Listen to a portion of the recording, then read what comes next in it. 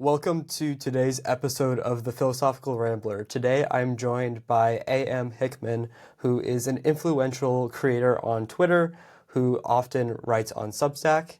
And I'll let you introduce yourself a bit more, Andy. Yeah, hi. I'm A.M. Hickman, but my friends call me Andy. I live in the northern Adirondacks in New York State, where I grew up. I grew up in upstate New York, and I spent a lot of years traveling and hitchhiking around the country, and reading a lot. And now, by the grace of God, I am writing a lot, and people seem to take an interest in what I have to say about rural America and Christianity, patriotism, and just different things like that. So that's me in a Yeah, nutshell. it's incredible to see how fast your account has grown over the years from when I first found you to where it is now. Um, just to start off our conversation here, obviously you've had a lot of changes in your life recently. How has your perspective shifted over time as you've gone from near constant traveling to now home ownership, having a marriage, and eventually having a child soon? If you want to speak a bit on that. Yeah, it's kind of funny because if you followed me for a long time, you'd see that I use my Twitter to think out loud through my different ideas, and they conflict sometimes because I'm human.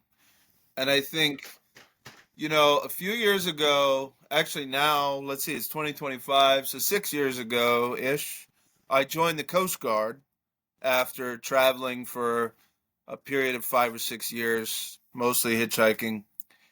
And I found that in joining the Coast Guard, it almost froze me in time. I was age 25 when I joined. I was older than most people who enlist.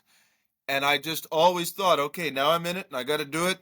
And then in 2023, I'm going to get out of the Coast Guard and I'm going to be back to where I was. Well, I wasn't because I had aged without really realizing I had aged. So I still was hot to trot to go out and be a big vagabond and travel the world this time and go all these different places. But I don't know, I something shifted.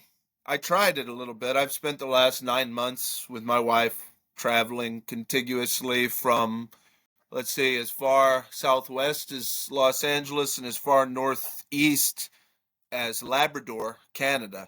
We've got a lot of miles under our belt this year, and we're exhausted by it. Um, because I meet my wife maybe 18 months ago, and that just sort of starts to have the perspective shift. Where the first stage was, oh my goodness, you think of Ruby Ridge, and you think of these bad things that happen here, and all the development in this country is car centric, and the culture of America is on one facet of it is a beautiful thing, but on the other side, there's this kind of human monoculture that I really hate. And so I started thinking, well, oh my goodness, I'm married. We're going to have children. Maybe I need to move to Argentina. Maybe I need to go to Mexico. I need to leave the United States. I don't know. And then I circled through all that stuff and said, no, I just miss home. I miss home. I miss home. I miss home. And then Mhm. boom, this place came up for sale and I bought it.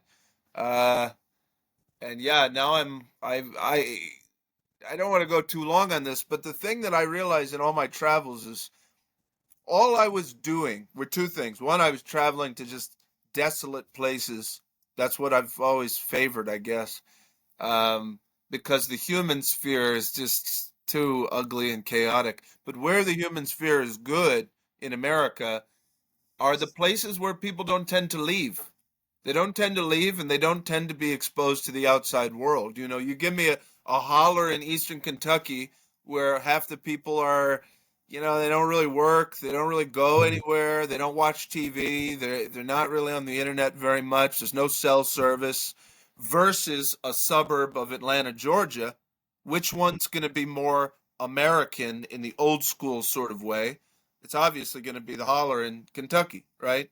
And in the same Yeah. way, if I want to participate in and produce the American culture that I have come to know and love, maybe I better just stay in my village. I haven't left this village in weeks, and I don't really care to do it. Um, And I know if I do it for decades and I just stay here, I'll just be a piece of the landscape. And when passersby come through and see me, they're gonna remember something. Maybe that's my hope. Um, Yeah. so There's a lot of beauty in that idea of being attached to the land because that's how America, as you often write about, originally was and was until very recently, yeah, people attached to the geography, attached to the land of where they were. And obviously, I know you're very attached to upstate New York and that area, like you said, it's drawing you back time and time again. yeah, And you want to become a fixture, you say, on the land, though you want people to remember you. Do you right. think that do you think that that's something that people can replicate, though? Or is it something that's unique to maybe the area that you're in versus, say, somewhere in Appalachia, for example? It's kind of the beauty, one of America versus Europe, for example. I mean, like a guy from Belgium who says, "Oh, I don't like it in Belgium. I'm going to move to a little village in, eastern Bavaria." They're going to be like, "Who are you, man? Like, what are you doing?" I don't know. I'm not a European, but in the United States, is we have this culture of mobility where you can go, you can participate in things if you don't come out guns blazing and say, well, this is how it's going to be, you know, but you kind of listen, you keep your ear out. But the other thing is, right now, I kind of have a theory, and it's not my theory. I ripped it off from a California farmer that I met a couple months ago. He was saying, specifically about California, but I think it's true of the whole country, that we're transitioning from a new world settlement pattern to an old world settlement pattern, but that transition has not yet firmed up. So if we ask the same question 200 years from now, I don't know. I don't know what the answer would be because it might resemble Europe a little more because enough time would have passed, multi generational settlement, breaking into these communities would have maybe be difficult. Right now, it's not. I mean, there's like towns like this where I live, and I won't say where I live, but where I live, it's very depressed. It's very isolated. It's actually remote by many people's standards. Um, these people they're happy to have me. They're glad Hmm. to see a young family moving in. And I don't think that that's just because I'm from upstate New York. I think anybody could do that, and the buy-in is so low. So yeah, I think it could be replicated by the types of people who are who have the sensitivity to how culture works and are willing to say, okay, I'm going to apply myself to that in a way that makes sense. I think people can be good about that as long as they sidestep the tendency to have some hubris about that process and just imagine, oh, I'm good to go. I just show up and no, you got to play by the rules. I like to say in a small town, it's like being a lawyer because you got to pass the bar exam. And by that, I don't mean the bar, with the law. I mean you got to walk into the bar and the people are going to examine you, and you got to pass that test.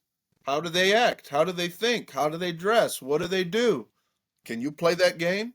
And if you fail, well, then you're going to have a really hard time in towns like these. But you Yeah. study up and you can pass, you know? Yeah, it reminds me of the phrase that was going around a couple months ago on Twitter, especially, was "What kind of American are you?" It was connected to that Civil War movie that came out with the guy with the rose-colored glasses, Right. and it kind of reminds me of that, where it's like, well, sure, you may be an American, but what kind of American really are you? Are you a guy who can come and drink at the bar with the rest of us, or are you a guy who's transplant to New York City? Yeah. It's a different kind of person. Yeah. That's right. Um, yeah. And so I think that kind of leads us, you're talking a bit about Europe, that leads us a bit into the conversation that we were going to have about the future of Europe. Because something that you often talk about is obviously America. You have a very bullish view on America. You want to see America succeed. And obviously, as you speak about just moments ago, you think that young men can replicate what you've done. And I agree with that, as do obviously countless thousands of people who read your work. Um, but even with a very American focused view in your work, you see a lot of different content online relating to Europe, and also you obviously have a lot of European friends on Twitter. Um, from what you've seen, do you think that a young man could replicate not per se the cultural aspect, as you said, of like moving from Belgium to Bavaria, but the self-startedness, for lack of a better word, the spirit of going out, settling in these isolated places. Do you think that's still something that can be done in Europe? And would you encourage, from your experience, young men to potentially look into that? Well, I wouldn't tell any American to do it because we got too much work to do here. So I don't want to lose the labor resources of that. I just don't. I thought about expatriating myself, and I don't think it's a good idea, and I wouldn't advise anybody to do it. But if you live in Europe, you're in a different realm, and I don't know the lay of the land over there so well, but by what I understand, there's plenty of parts of Europe where everybody just kind of quit having babies and they've lost their vigor as a people by any reasonable metric. And there is cheap real estate, and that's the number one ingredient. It's cheap real estate. You're not going to go if you're a working class person who wasn't born with a silver spoon in your mouth. You're not going to go to Boston and change much. What you're going to do is going to be pretty much Sisyphean until you get sick of it and either bow out or just accept that you're just going to kind of live hand to mouth. So you have to have the cheap housing. That's why I don't know if I'm bullish on America as a whole, as you say, but I'm certainly bullish on the parts of America where the housing is still affordable and the land is still affordable, because that's the key ingredient. It's like I have my library here. I have the Cantos of Ezra Pound, and he says in the one of them, with usura hath no man a site for his dwelling. With usury and this big intense financial machinery grinding down on people, they have no good bread made of mountain wheat and a house of good stone, each block cut smooth and well fitting. I love that poem. I think it's beautiful, It and I think is. cheap housing is the ingredient. And when you look at Scotland, like some of the islands up there, they're giving away houses. They're giving away Yep. houses in the middle of Spain and Italy and Sicily and Sardinia. Go for it. That's what I say. Yeah. To just elaborate on that point a bit and to give some of my perspective, I live for about half the year in Scotland, and I see locally just how depressed many of these areas are, as you would say. They're isolated, they have no young people, but if someone was willing to move there who, even if they were an American, even if they were from another part of Europe, they would be glad to have someone contribute to that community, like you're talking about. Yeah. Because otherwise, what's going to exist of the community that they formed in the past, of what they've had for hundreds of years? Yeah, that's true. An example of this is you have a lot of Polish people who have moved to the UK over time, but especially in the area in which I live in Scotland, there are plenty of Polish people who have adapted, who have become very much Scottish in many ways and have become part of the community. The Sure. only difference is the last name is many more letters. But Right. other than that, I do completely agree in the fact that you can still do this in Europe if you have the right ingredient. But to uh, to elaborate a bit on the question that I asked, you talked about the secret ingredient, so to speak, being the housing cost. Something that we see so many people on Twitter constantly complain about is there's not enough affordable housing. We see this from people in Middle America, the heartland, but we also see it on the coasts. What do you envision as being this affordable housing? Because a lot of people will see it as, the project, so to speak. Do you Mm. see it more as something that comes from large scale projects, private projects, or do you see it more as every man a king, he has his 1 to 2 acres type deal? Yeah, I have a more Chestertonian idea, I guess. I know Chesterton said 3 acres and a mule, but I guess I got a tenth of an acre and a bicycle, so that'll work for me. But um, on the point of the cities, right, is I don't see any reason, and you get a lot of these guys online, they have this disposition, oh, I'm a tough right-wing patriot, but they Mhm. would be afraid to go into Baltimore and buy up a city block. Why not? I mean, if you're this big tough guy, you'd think you wouldn't be afraid of it. And it's so cheap. And yeah, I mean, you might have to put in some South Africa style security systems and fencing, but you could do it. I mean, why not? It's not my cup of tea because I don't really like the city. I live in a village of 250 people, and I was raised in a similar sized village. Mhm. I'm a village guy, but the thing I think is, and I was just looking this up on Zillow, is under $50,000 houses in America. About Mhm. 10,000 of them are listed each month on Zillow. And that's just what you can find on Zillow.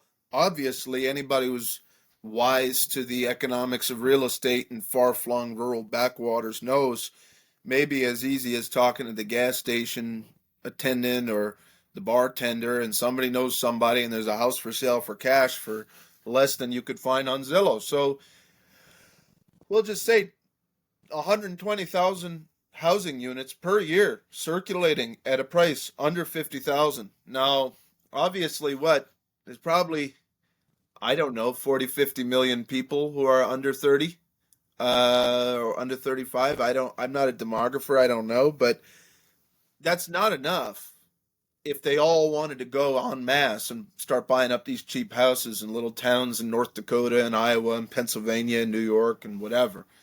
But it's a start. And the fact is I'm in the extreme minority of people who want to say, yeah, I want to be liberated from the economy of grinding to pay the rent, selling off the majority of my waking hours so that I can pay a giant mortgage, or maybe just languishing in mom's basement. I mean, these are the defaults now. There's so few American young people who say, yeah, give it to me. I'll do it. I'll move to Mount Carmel, Pennsylvania, and I'll, you know, be the usher at the church, and I'll work at the place down the road, or I'll start a business, or I just figure it out. It's never been easier. You got the USPS and FedEx and all this. You can mail things. You got the internet.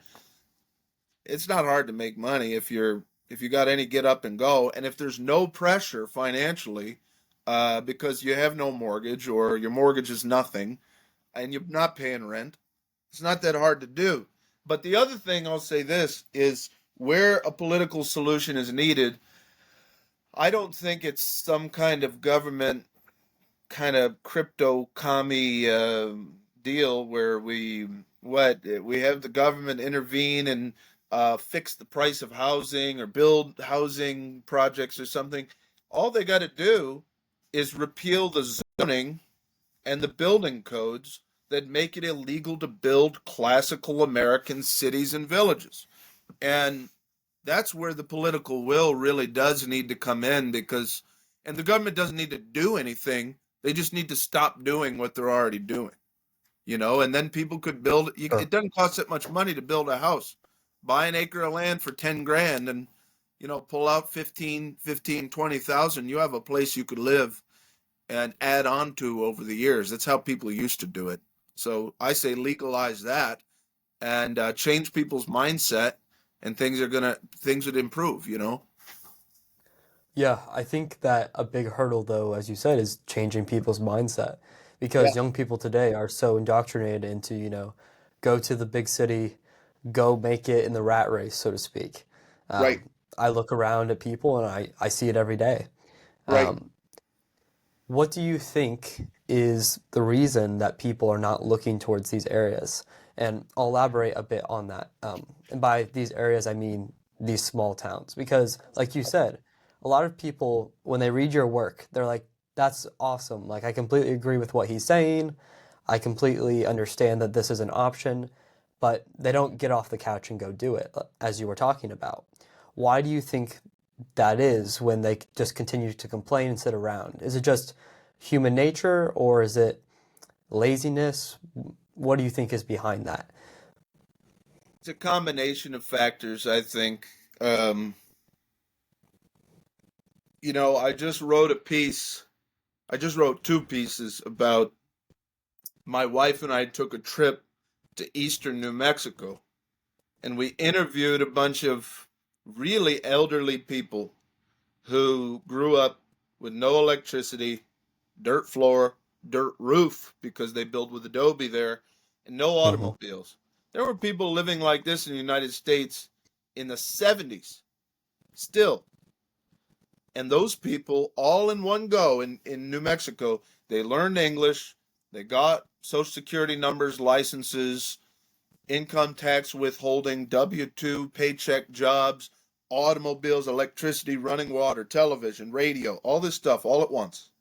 Um, and it was kind of amazing to see it because you realize how extensive changes have taken place across all of humanity globally, generally speaking, in a profoundly short period of time. And I suspect, not to go totally. Who's that guy? Alvin Toffler, Future Shock. You ever heard of that? It's I've heard of him, yeah. it's kind of a doomsday wingnut in a way, but by what I remember of him. But this idea of future shock, I think we're all kind of in a collective state of shell shock that we're very cavalier about on the surface. Like, oh, it's useful tools. It's a computer's useful, telephone's useful, of course. But in the deep recesses, it's like, wait a minute, I was put on this earth by God, or I evolved, or however you want to think of it, to basically pick berries and go hunting and sing songs in a wigwam. But here I am doing all this stuff that I don't even know how to conceive of it, right? So I think in those conditions, people more are more apt to adopt a herd mentality and to just say, okay, the world is way too complicated for me to understand. This ain't Tom Sawyer's raft on a river. This is machinery beyond my comprehension. I better do what everybody else is doing because there's danger out there. Something's bad, right? So in those conditions, only a minority of people are going to have the fortitude, and they're going to tend to be eccentric, possibly unstable, a little nutty. Like, the guys like Hmm. me, where it's just like, okay, nobody knows what I'm doing. And they wouldn't want to do what I'm doing. But if I'm the first one to do it, then the next guy says, oh, wait a minute, maybe I could be his neighbor. That'd be a little easier than being the first one, right? Because there's risk. You're the first guy. I just moved house. I own another house 25 miles up the road here in the valley. And it didn't work in that town. I could tell the culture and me, it clashed. My ideas with the land itself, because it's flat and it's just different than what I'm used to, it didn't work out. I had to move. Now that I'm here, I feel very optimistic because I'm getting better at what I'm doing. Others can learn the same things and be that maverick first rung on the ladder type person, or they can glom on to the people who are willing to do that work. I think that's the strategy, but barring that, if you can't get through that process, God help you. I don't know what you'll do. Yeah, I completely agree because there has to be someone who's willing to be the trailblazer, the first person to go out and do it, to be the example. And obviously, you're the prime example on the internet today of going out and doing this, and hence why so many people obviously want to engage with your content and talk to you. Have you seen anyone who has started to follow in your footsteps, so to speak, so far online that you've met or that you've inspired? Yeah, definitely. Definitely. I mean, I know at least one fellow, he lives on the southwestern edge of the Adirondack Park. He bought a house for, I don't know, 40, 50,000. He's living a low work, high leisure lifestyle. He's doing a similar thing. I haven't met him yet, but I intend to start doing more offline get-togethers. I actually bought this house that has a big barn in the back. I'm going to run it as a kind of hostel for people so we can powwow and talk about this stuff more often. But and I know others. I know of a man that bought land in West Virginia, and he's doing the same thing, and he benefits there because they have no building codes in his county in West Virginia. And yeah, there's a handful of them. And I even have a kind of short list of people who've contacted me, ranging from broke 18-year-olds who don't know what to do to successful middle-aged businessmen who want to throw a bunch of money at some project or whatever. I even know an American living in Kazakhstan who needs a tax address, and he's like, "Yeah, I'll just buy a piece of land up the road, and you can get your firewood off it as a finder's fee." So you get into some real strange business, and it's just kind of fun. And yeah, there's people doing it. And then on other things, like the similar kind of bootstrap mentality, not only about housing, but I had the big controversy telling men, "Hey, if you're frustrated to find a wife, go ask girls out at truck stops," right? And that Yep, even Matt Walsh put that one up and gave I me saw the that. okay, and he thought that was pretty cool. Uh, I one of the guys, he was a hater. He thought it was so stupid, and he was, "Oh, there's big fat stupid slovenly women at these stupid truck stops and fly over America. I'm not doing it." Well, he did it as a joke to prove me wrong, and he found himself a girl. So Yeah, I saw that. yeah, It it's was proving your point. yeah, yeah. Yeah. So that kind of leads us into the next question that is obviously you're talking about marriage, families, and just young men going out and doing these things. Obviously, you have your first child on the way, which congratulations, obviously. Thank you. Um, Yeah. do you think that having, let's say, more than three kids is something that's compatible with your life of living in such a place as you do, with the economy in those areas? Because so many people, young people today who want to start families, are obviously delaying that because of the economy in the areas where they live. Like you said, they're slaving away to pay off their mortgage, to pay off all their bills that they have. But in a place like where you live, do you think it's easier to have that more pro-natalist lifestyle where you have a larger family, that you can leave a legacy more in that way? Do you think that's something that's encouraged by your area? 100%. Yeah, I mean, uh, the thing that I always harp on about home economics, and I don't know how I even got to this point in life where I'm going around spouting off about home economics, but you got two ways that you can play it. You can make more money or you can lower your costs. And if making more money involves some like kind of unpleasant thing where you got to suck up to these guys in suits or the grind set, you're working 80 hours a week, unpaid internship, student loans. It's like, okay, well, I'm going to not do that. I'm going to go the other way. I'm going to reduce my costs. And by reducing costs, I become wealthy in time. Um, so I have the time to do whatever, and having these kids, it's not like hard. I mean, if God told the people way back over in the Middle East, be fruitful and multiply, well, where were they? They weren't in a tropical rainforest full of fruit trees and nuts and vines and this berries and such. No, they were in a desert. He said, "Be fruitful and multiply," to a bunch of people who lived in a totally desolate, bleak, almost lifeless environment. And they did, and it worked out. So here I am. I'm in a place where we can get 7 deer a year if you got a nuisance permit. Infinite amount of beavers, trout, pike.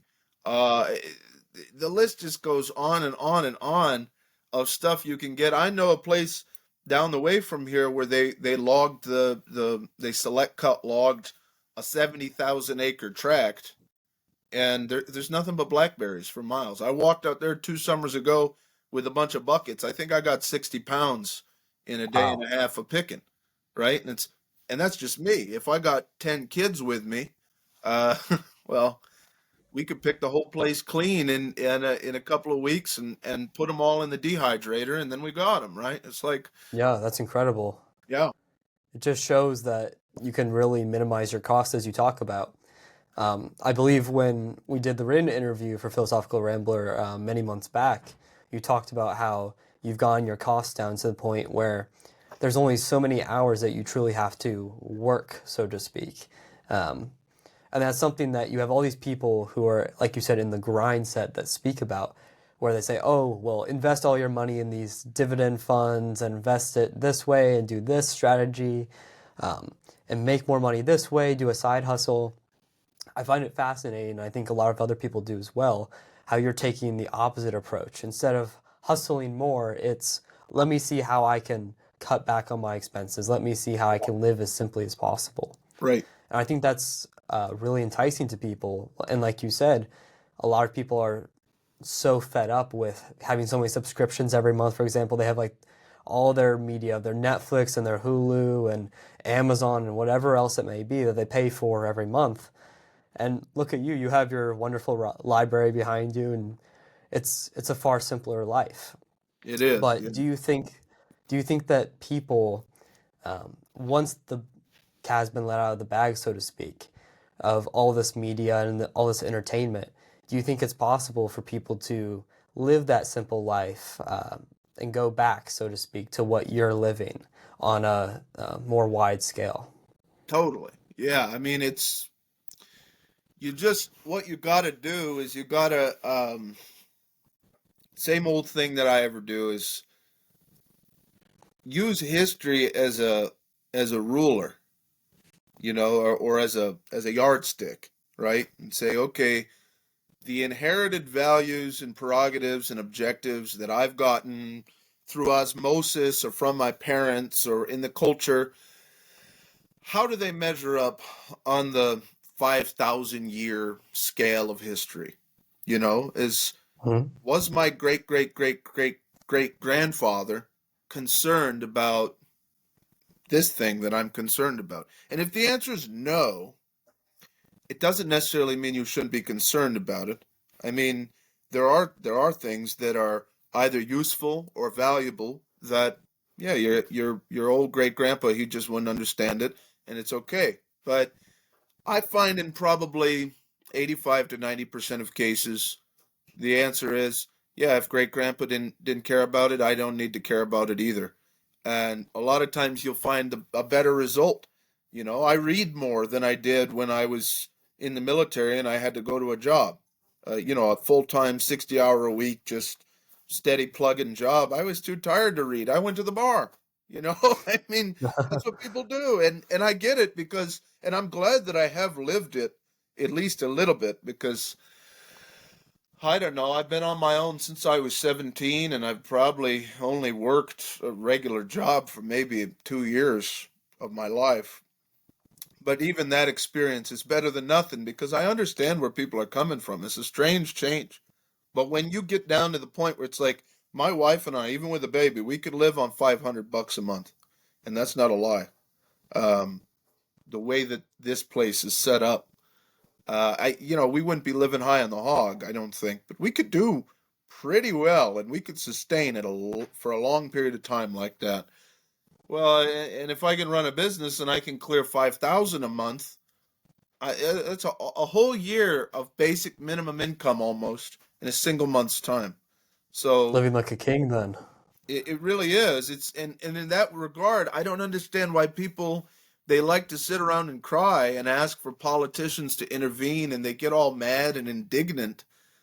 Even right wing people, which is weird to me. I don't understand it. They get all indignant, but we're living in the best time in history, the easiest time in history. I can go, as I've written before, I can go to the Walmart in Messina, New York, and I can pick 20 pounds of rice for $11.50. And in New York State, minimum wage is 15.50 an hour. So you mean for 40 minutes, or probably less, I'm not very good at math, but we'll say 40 minutes of any form of labor. It could be labor that's so easy, I'm physically atrophying from doing it. 40 minutes of labor, I can feed myself for the better part of a month, such that I mean, you wouldn't live well, but you wouldn't die. You could subsist on 20 pounds of rice in a month's time, and that's not a worthless fact, even if you wouldn't want to do it. So, Yeah, I understand. That leads me to the next point, which is um, the need for traditionalists to put their money where their mouth is. As you said, a lot of people who are conservative, they follow your content. They say, "Oh, I love what you're doing. I think more people should be doing this. I think young men should go out and do this." But then, like we've just been talking about, they won't really go out and do it themselves. true. So it seems to me that it's very much a chicken and an egg problem where, like you said, you have to be the trailblazer, go out and do it, and then really put that work in to build the community. Yeah, And I think that's going back to your point of not losing the young men to Europe, so to speak, right. where the labor needs to be done in the U.S. And to further that point a bit, something that I find interesting, having lived in both the U.S. and the U.K., is in the U.S. there is such an exorbitant amount of land that Mm, people truly can't comprehend just how large the U.S. is and how much opportunity there still is today. true. Plenty of people that I know, Europeans who are decently well off by European standards, they all want to move to the US. Young guys who are ready to work, ready to do something, they have a lot more ambition and a lot more work ethic and would be willing to do these jobs or be willing to go out and live in these communities. Right. But the US is set in the way that it is right now with immigration and obviously people continuing to move to the cities. Hmm. So, my question along those lines is, do you think that there's a chicken and an egg problem that can be fixed here if you can get enough people to live the way that you want? Or do you think that over time that it's just going to kind of be a continual fight, if that makes sense? That's hard for me to predict. I don't know. I don't know how deep the rabbit hole goes with the psychology behind why people make the choices that they do, and I suspect Sure. I'll never get to the bottom of it. But the one thing I can probably say is I know people don't like the word reactionary, but when I call myself a conservative, if ever I do, I'm really calling myself a reactionary in the Hmm. classical sense of the term. And I think from that point of view, the problems presented by politics and human psychology are chiefly problems of authority, because either you have a liberal mindset where sort of every man is an authority unto himself, accepting in the domains of expertise and science and things of that nature, which clearly doesn't seem to work out very well, I don't think, but that's my opinion. Um, the more reactionary point of view is that when human beings make decisions, they do so within a matrix of authoritative opinions and the or directives, and they must come from a suitable place that is ancient, centralized, has a process of holding leaders to account, not like a constitutional monarchy where it can just sort of change and they can say, oh, well, this, that, and the third, and just sort of niggle away the authority of a king, for example, but a timeless and tireless schema for producing authority. And so this is where I think my faith comes in, because the in the liberal schema where every man is an authority unto himself, the only form of cultural power outside of the domain of the experts is found in images. You know, marketers have a profound power in liberal societies that they could not have over, say, a medieval Catholic society. Because if a marketer sought to sell a perverted or sinful idea to medieval Catholics who are upstanding, faithful people, they have another authority they're appealing to, so they can't be swayed. And it's the same not only with marketers but with novelists or with writers, artists, musicians, Hollywood, right? They are currently holding the torch of cultural power, and so I can intervene as a writer to the best of my ability and present people with an actionable and romantic image that inspires them to make a different decision than they might otherwise, right? And I consider that maybe to be my job as a writer. But the other side of it is many people who are becoming fed up with the liberal schema of everybody making it up as they go along. They're deciding to adhere themselves to ancient forms of religious order. And so one bright spot that I see in that domain, because this is just happening on its own, is recently my friend Michael Thomas downstate here in New York State He and another fellow named Andrew, I believe, they went to the Vatican, and they were a delegation representing the Catholic land movement, and they presented the thought and the ideas and the ambitions of the Catholic land movement, which I'm a part of, to Pope Francis, and they received the apostolic blessing. So here you have the alpha and omega authority, earthly authority, for 1.28 billion people on earth, with a frankly almost limitless amount of resources and interest that this thing could draw up. And you have the guy, the head honcho of that largest church in the world saying, yeah, this is a good idea. Move people to the heartland, move them to the rural areas, teach them skills, um, get them thinking, I'm the steward of land that was made by God. And in that stewardship, I can understand something of how God is as a creator. Though I'll never amount to what he has created, of course, I can taste a little of it on my 3 acres or whatever. And I think that's going to have an impact in the next 20 years.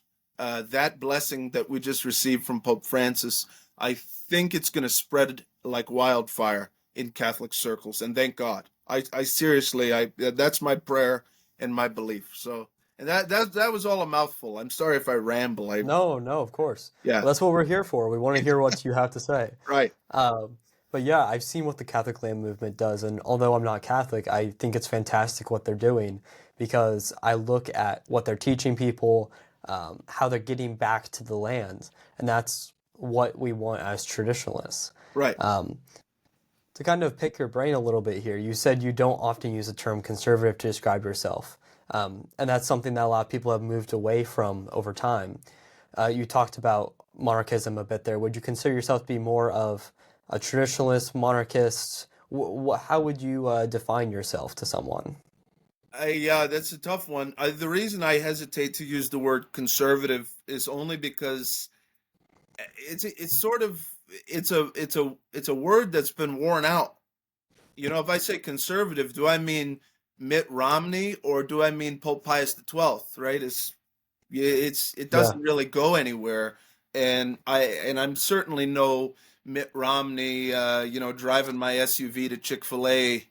I don't care about this. I don't think it's conservative. I don't think it's even right wing. I actually think that probably 90% or 95% of the American right wing, they're the useful idiots of progressives and maybe even ultimately communists. I seriously believe this, and it's a controversial view, maybe, but when you are embracing revolutionary ideas and technologies, you are forwarding an experimental agenda. And that's what progressivism is. It's an open air, involuntary social experiment. We're going to do something new. We're going to depart from the first principles that lead to a well ordered life. And so I say I reject revolution. And I know what I'm talking about when I talk about revolution because I was an anarchist for many years. I've studied revolution deeply and intensively. And I used to advocate for it until I realized that the fall of man is simply true. And so from that, I think it's a bit. I don't want to be too cheeky in calling myself a monarchist because obviously that's our problem is there's no clear way to return to the ancien regime of old Europe, Hmm. especially as an American. It's a non sequitur, right? It's Americanism as an ideology and modernism and revolution. They all cohere in this very specific way where I don't know. And that's why Catholicism matters to me because it's the most monarchical structure for governing human conduct and thought. Um, and I do have the faith that we are in an era, we're at the very beginning of an era of mass conversions and reversions. And people called me crazy for that a couple years ago, but lately they haven't been because there's just so many high profile people saying, wait a minute, we can't just make it up as we go along. We need some unity and authority and clarity. So that's the direction I see things going in. But Yeah. I think along the lines of what you're talking about is the recent I don't want to say revelation, but the widespread realization of what happened during the Enlightenment period in Europe and the Yeah. ideas that came about because of that, what happened with the founding of the US. These are things that um, not even 20 years ago, 10 years ago, people were talking about in the same way that they are now. Right. And obviously, thanks to Twitter, X, whatever we want to call it, um, those ideas have been spread, and now we have millions of people who are aware of um, what happened during the founding of the US, the ideals of the Enlightenment, and how that departed from tradition in a true sense. Mm-hmm. Because what a lot of traditionalists nowadays, as you probably see online, try to do is they appeal to one specific time that they like or one specific period. Mm-hmm. You have a lot of American Protestants, for example, who want to go back to like the 1950s. That's Or then right. you have others who want to go back to 1776. Yeah. But then you have some Catholics who want to go back to, 1450, or then you have Orthodox who want to go back to 900. Right. And so there's all these different groups on the conservative or the right-wing side of things who are all very scattered in their approach. They're very different groups of people. They have different aims in the long term, and they're very different personalities. So I'm Orthodox, you're obviously Catholic. Um, what are your thoughts going forward on how these different groups will impact each other, the future of the U.S., and really the overarching question here is, can the Orthodox, the Catholics, and to a lesser degree the Protestants work together on the traditionalist side of things? Or how do you see that playing out? Do you see it as being one must become more of the face of the movement, or and you have two other minorities, or do you see it as you can have cooperation between these Well, groups? I'm this it's curious to hear what you think. that's a can of worms. Yeah, and It's I don't loaded. want to I don't want to get anybody too fired up and so saying, but I'll say that I think Protestantism is, because of its DNA being so fundamentally the godfather of the Enlightenment, and the Enlightenment being the godfather of, you know, scientism, atheism, even communism in a sense.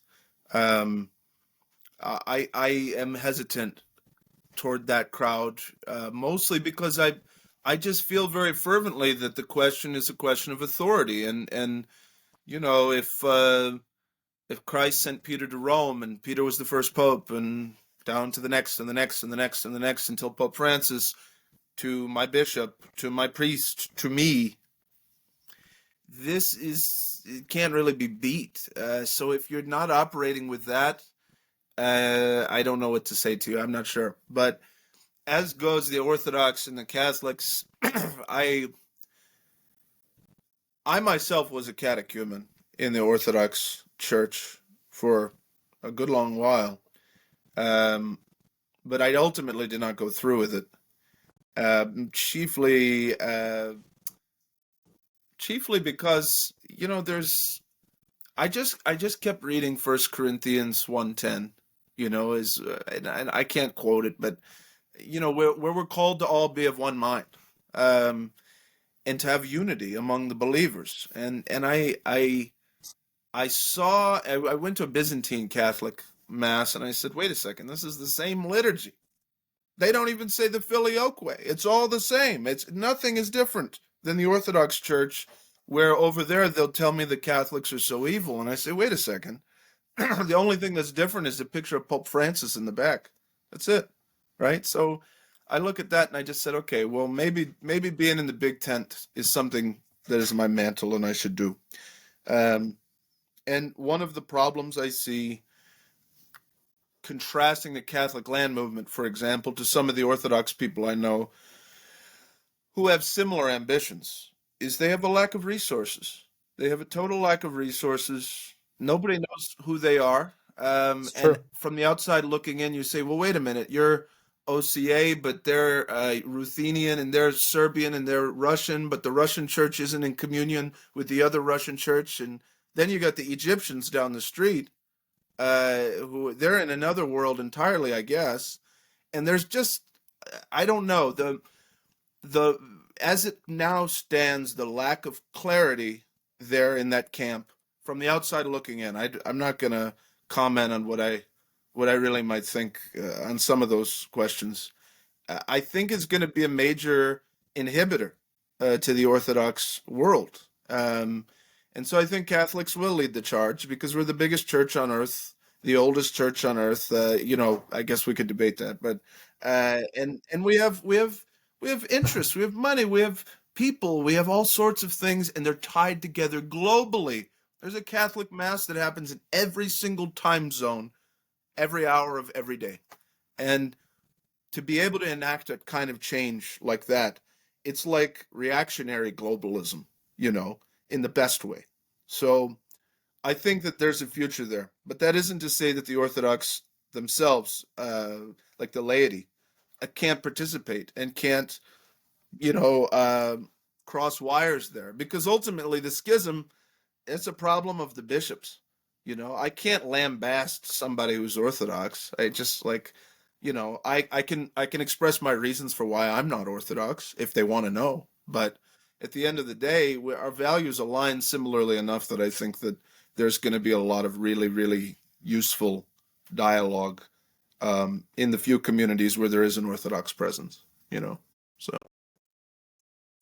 Yeah, I think that's a really well articulated and thought out approach to this issue because you've spoken on Twitter before about Catholic and Orthodox relations, and there have been plenty of feuds, as you yeah, well know, about what you said, and both Catholics and Orthodox going back and forth. So I think that this is a good, clear view of what you believe that people can point to, and I'm glad that you clarified it so that people can say this is what he believes. This is a much more charitable view, or this is something that's not to be misinterpreted.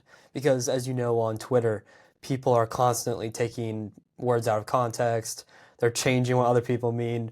You have people who are constantly attacking you every day for whatever word choice you use or whatever it may be. It's the smallest things, yeah, as you know well enough. But I thoroughly agree with your point about Protestants. And I know many, personally, I know many very devout, good, what sure, I would call traditionalist Protestants, people who align with the values that you and I share, and fantastic people. But the problem with Protestantism is, like I said, and what you are elaborating on, is on a spiritual basis, on a ground level. It has that revolutionary yeah, spirit that we reject as right, people who believe in tradition.